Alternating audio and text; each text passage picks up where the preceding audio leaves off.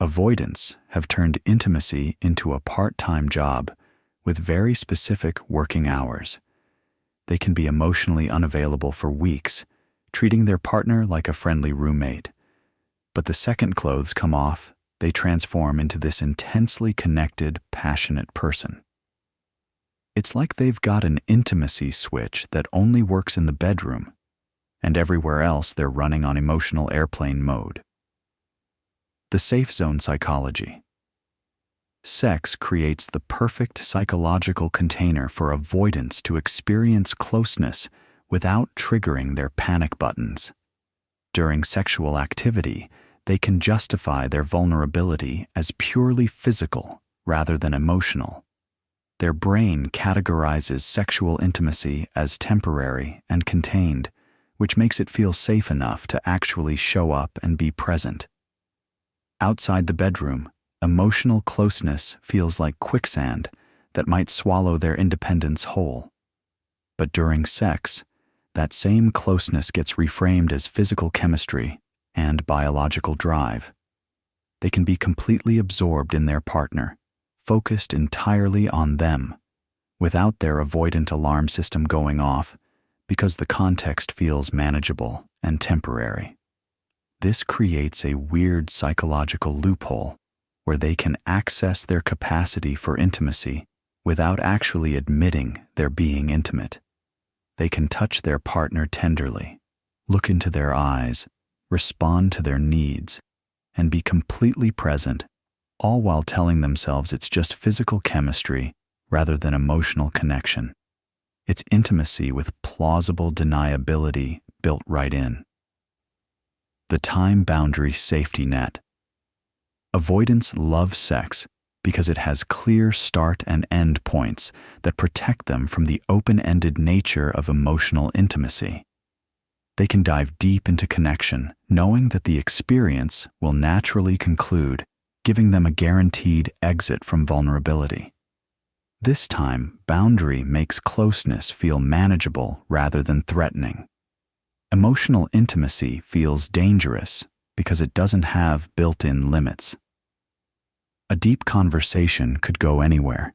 Emotional support might be needed indefinitely, and vulnerable moments could lead to ongoing expectations for closeness. But sexual intimacy comes with natural boundaries that make avoidants feel safe enough to actually engage. They can be completely devoted and attentive during sex because they know it's temporary. They can give their full attention, respond to their partner's needs, and even be emotionally present because the context promises that this level of engagement won't last forever. It's like emotional tourism, where they can visit intimacy without having to live there permanently. The performance shield. Sexual encounters give avoidants the perfect cover for experiencing genuine intimacy while maintaining their emotional defenses. They can be incredibly giving, attentive, and responsive during sex, while telling themselves they're just performing rather than actually connecting.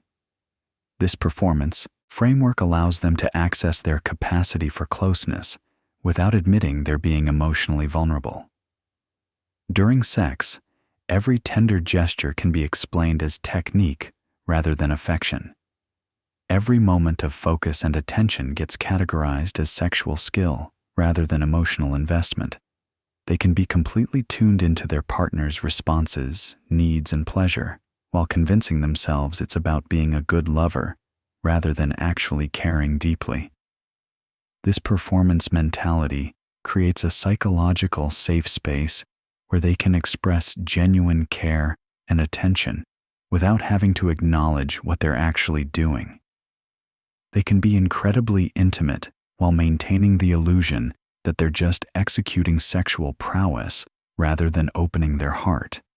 It's emotional intimacy disguised as physical competence. The chemical override system. Sexual arousal floods avoidance with hormones and neurochemicals that temporarily shut down their hypervigilant threat detection system. The biochemical cocktail of sex essentially drugs their avoidant programming, allowing them to access states of connection and presence that are normally blocked by their defensive mechanisms.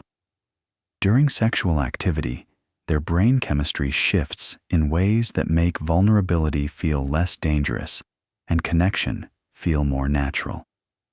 The oxytocin, dopamine, and endorphins create a temporary chemical environment where their usual fear responses are muted and their capacity for intimacy can actually emerge. They're essentially getting high on their own brain chemistry in a way that makes closeness possible. This chemical override explains why they can be so dramatically different during sex versus afterward. Once the neurochemical cocktail wears off, their defensive systems come back online, and they retreat into their usual emotional distance. They're not being fake during sex.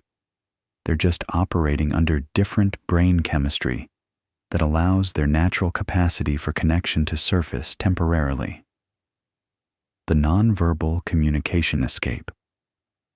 Sex allows avoidants to communicate intimacy and care without having to use words, which feel too vulnerable and exposing. They can express tenderness, attention, and even love through touch and physical response without having to verbally acknowledge what they're feeling or doing. This nonverbal intimacy feels much safer than emotional conversations. During sexual encounters, they can show how much they care through their actions, attention, and physical responses without having to say anything that might make them feel exposed.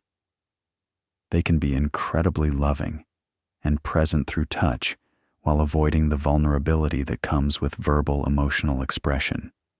It's intimacy through action rather than admission. This creates a space where they can be genuinely close and caring without having to cross the verbal vulnerability line that terrifies them. They can communicate deep affection and connection through their body while keeping their words safely neutral. It's like they've found a way to love someone without having to say it out loud or even admit it to themselves. The present moment anchor. Sexual activity forces avoidance into the present moment in a way that bypasses their usual tendency to emotionally detach and mentally escape.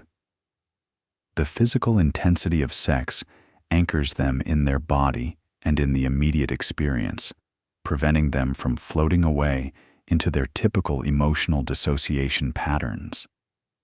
During sex, they can't easily retreat into their head or disconnect from what's happening because their body demands their presence. This forced presence allows them to actually experience the intimacy that's available rather than mentally checking out when things get too close. They become temporarily trapped in the moment in the best possible way. This present moment anchoring explains why they can seem so different during sex. They're actually there, fully engaged and present, rather than running their usual emotional escape protocols. The physical intensity keeps them grounded in the experience long enough to actually connect, even if they'll retreat again once the intensity fades and they can mentally escape back into their safe emotional distance.